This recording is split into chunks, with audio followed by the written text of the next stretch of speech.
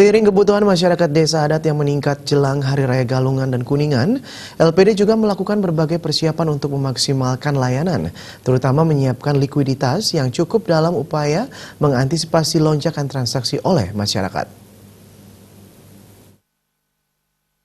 Ketua Badan Kerjasama LPD Provinsi Bali, Inyoman Cendekiawan mengatakan, pihaknya sudah melakukan koordinasi dengan LPD-LPD lainnya untuk menjaga kesiapan likuiditas jelang Hari Raya Umat Hindu ini. Hal ini sudah biasa terjadi setiap jelang Hari Raya. Transaksi pasti meningkat.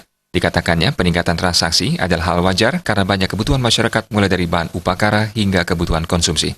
Namun hal ini tidak serta-merta mempengaruhi operasional di LPD. LPD sudah terbiasa melayani hal ini dari waktu ke waktu.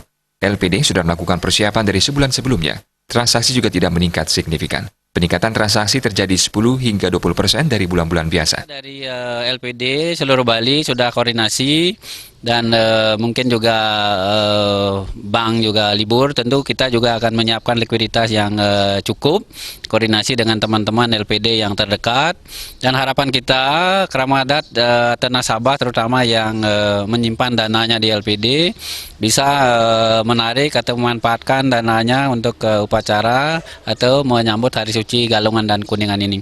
Saya kira untuk likuiditas kita sudah siapkan juga lebih dari biasanya, dari hari-hari biasa saya kira.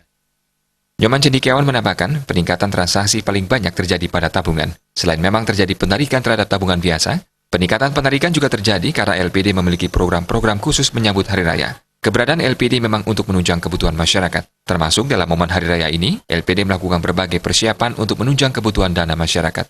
Suparya